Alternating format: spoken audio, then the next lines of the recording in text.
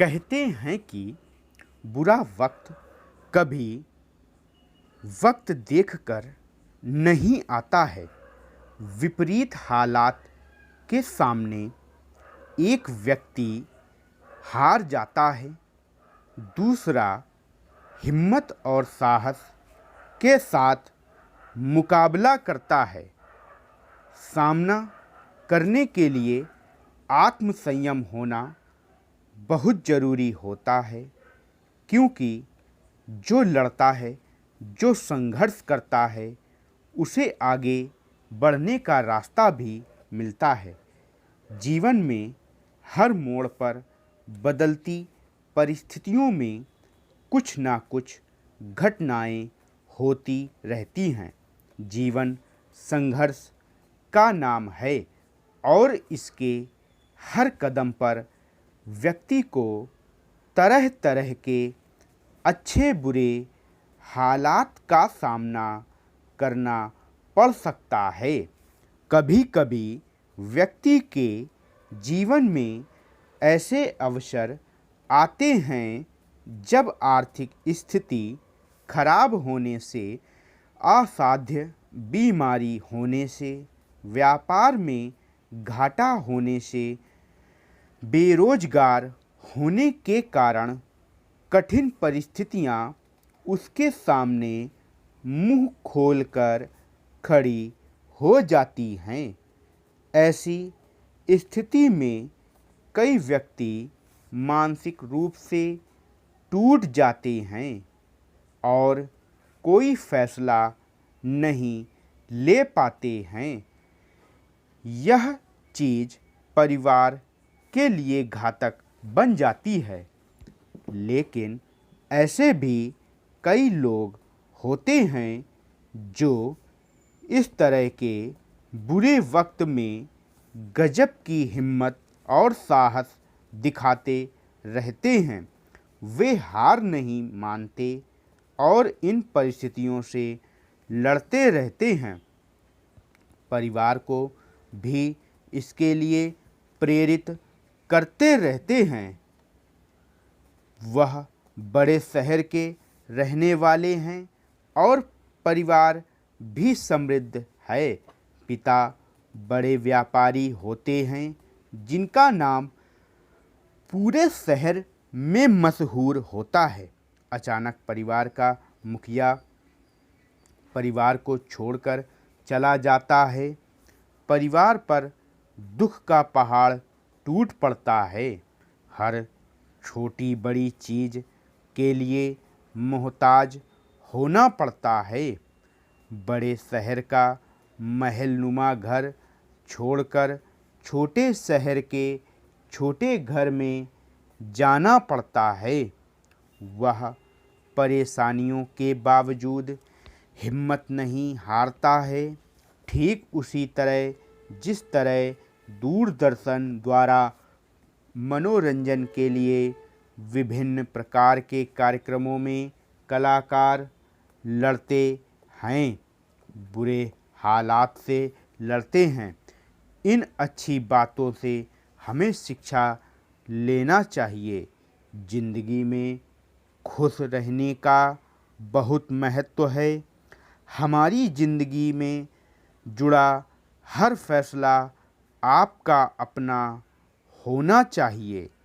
आपकी ज़िंदगी के बारे में दूसरे लोग निर्णय लेंगे तो आप कभी ज़िंदगी को खुश होकर नहीं जी पाएंगे। ज़िंदगी में आगे बढ़ने के लिए खुश रहना बेहद ज़रूरी है।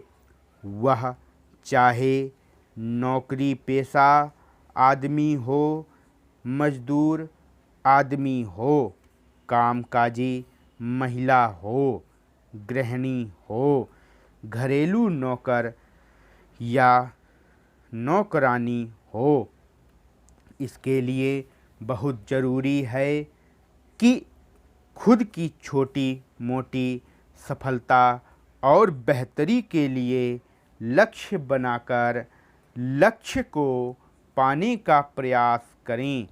अपनी छोटी छोटी कामयाबी से आपको बेहद खुशी मिलेगी। अगर ज़िंदगी में कभी असफलता का सामना करना पड़े तो हमें हिम्मत हारने के बजाय उससे संघर्ष कर दोगुने उत्साह के साथ आगे बढ़ना चाहिए। मैं आशा करती हूँ कि सफलता आपके कदम चूमेगी। आदरणीय महोदय, भूमि सुधार से संबंधित अब तक के अनुभव के आधार पर राज्य सरकार ऐसी पहल करने जा रही है। सरकार की इस पहल से भूमि सुधार कार्य टकराव के स्थान पर सुलह से संपन्न हो सकेंगे। इससे इनकार नहीं किया जा सकता कि इस कार्यशाला के माध्यम से गुण दोष के आधार पर कृषि उत्पादन बढ़ाया जा सकता है। इस प्रकार से बटाईदारी, रैयतदारी की समस्या का समाधान किया जा सकता है। इसी पहल के शुभारंभ के रूप में 8 या 9 जुलाई को राजधानी में एक कार्यशाला का आयोजन किया जा रहा है, जिसमें देश के ख्याति प्राप्त कृषि पंडित भाग ले रहे हैं। भू सुधार विशेषज्ञ भाग ले रहे हैं। जहां तक मैं समझता हूं कि कुछ केंद्रीय अधिकारी भी भाग लेंगे। हमारा प्रदेश एक ऐसा राज्य है जहां के कुछ क्षेत्रों में सबसे अधिक प्रगतिशील भूमि संबंधी कानून प्रचलित है। यह हमारे लिए खुशी की बात हो सकती है, परंतु वहीं ऐसा राज्य है जहां प्रमुख कृषि फसलों की उत्पादकता औसत से भी कम है। इसलिए यह दुख की बात हो सकती है। इस कानून के जरिए प्रदेश में खेती बाड़ी की स्थिति की ज़मीन से जुड़ी वास्तविकताओं को सुधारा जा सकता है, जिससे इस क्षेत्र में कृषि उत्पादकता बढ़ाने के लिए प्रोत्साहन दिया जा सके।